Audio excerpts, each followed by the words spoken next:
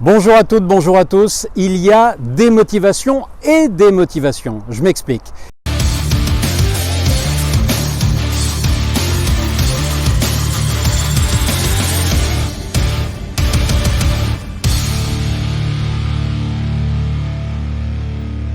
Il y a la démotivation passagère liée au fait, par exemple, de ne pas avoir atteint un objectif ou encore le sentiment de tourner en rond, de ne pas avancer dans son activité. Et puis il y a la démotivation beaucoup plus profonde, celle-là, liée à une expérience qui a cassé en vous un ressort. Mais comment retrouver une motivation? Comment rebondir après une expérience qui a cassé quelque chose en vous? Alors, pour vous aider dans cette réflexion, je vais vous faire part de cet échange que j'ai eu récemment, il y a quelques jours, avec un de mes clients dirigeants qui est reparti il y a quelques années maintenant dans une nouvelle activité professionnelle après un choc très violent, ce sont ces mots dont il m'avait parlé à l'époque. Et je suis à la fois ravi pour lui et aussi impressionné par son parcours.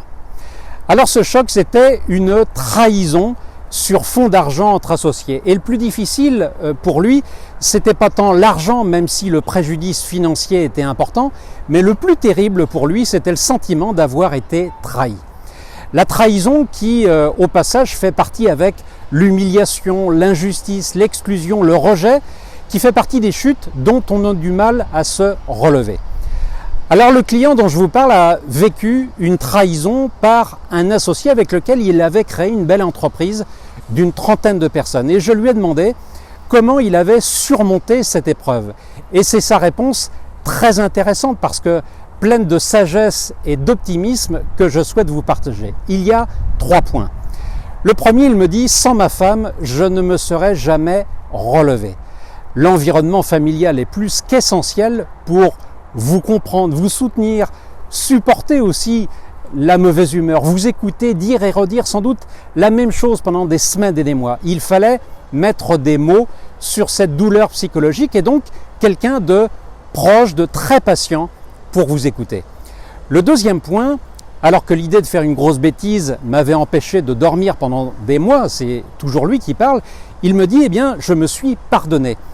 Pardonné d'avoir été autant naïf pendant des années avec cet associé. C'est un long travail sur soi qui consiste à accepter ses imperfections grâce auxquelles il a retrouvé le sommeil et qui l'a certainement empêché de tomber malade. Il a appris à être indulgent avec lui. Et ça n'est pas rien, il a appris l'imperfection et sans vouloir d'avoir été comme ci ou comme ça, n'aurait fait finalement qu'envenimer son mental et l'aurait empêché de tourner la page. Et là, maintenant, c'est le point 3 parce qu'il s'est donné un nouveau projet dans un métier qui le passionne en se donnant 7 ans pour réussir. Et je peux témoigner maintenant de ce beau succès en termes de chiffre d'affaires, de satisfaction de ses clients et partenaires et aussi en termes de qualité de vie pour lui et sa famille. Voilà 3 clés simples qui valent de l'or, résumées en 3 mots, la famille, le pardon et le projet.